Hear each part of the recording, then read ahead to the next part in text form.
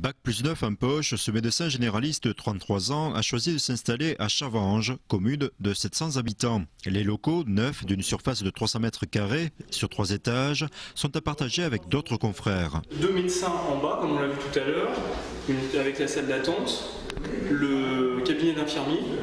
Ici, on est dans le cabinet d'itinérant, comme je l'ai dit, et en face, on va pouvoir continuer avec le cabinet de kinésithérapie. Une sorte de mini-hôpital. Cela correspond à l'ambiance qu'a connue Benoît ces 3 dernières années.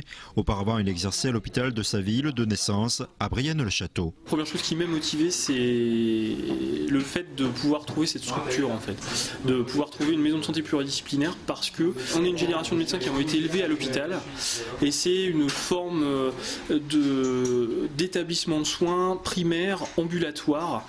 Et on peut recréer à nouveau une équipe. Benoît n'aurait pas accepté de venir s'installer seul dans un cabinet isolé en campagne. Chavanges compte pourtant un deuxième médecin généraliste, mais parfois cela ne suffit pas. Une association a été créée pour soutenir ce projet. Par exemple, quand le docteur Candelier se retrouve tout seul et qu'il est en vacances, on n'a plus de médecin à Chavanges, donc on téléphone à Brienne et il n'y a pas de place.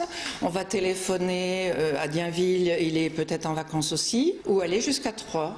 De Chavanges, on est à 3/4 d'heure, 1 heure.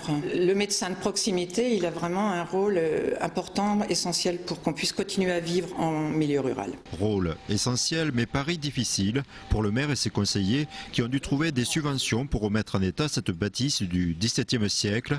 Faite de bois et de torchis, la transformation de cette ruine a coûté 600 000 € hors taxes. D'après le maire, Chavanges n'est pas endetté, mais la commune a pris un risque. On a eu plus que peur, ça a été des frayeurs. Jusqu'au mois de mai, on était dans l'incertitude. J'avais trouvé une solution palliative, mais ce n'était pas la solution idéale que l'on a aujourd'hui, où les 2 médecins se sont entendus pour venir travailler dans ce complexe. Aujourd'hui, on manque clairement de médecins généralistes libéraux en France. Il y en a moins qu'avant ? Non, on n'a jamais été aussi nombreux, mais c'est vraiment à cause de la modification et de l'augmentation de la demande de soins, on est aujourd'hui plus assez nombreux pour assumer cette demande. À Chavanges aujourd'hui, tout est prêt pour recevoir un dentiste, reste à le trouver.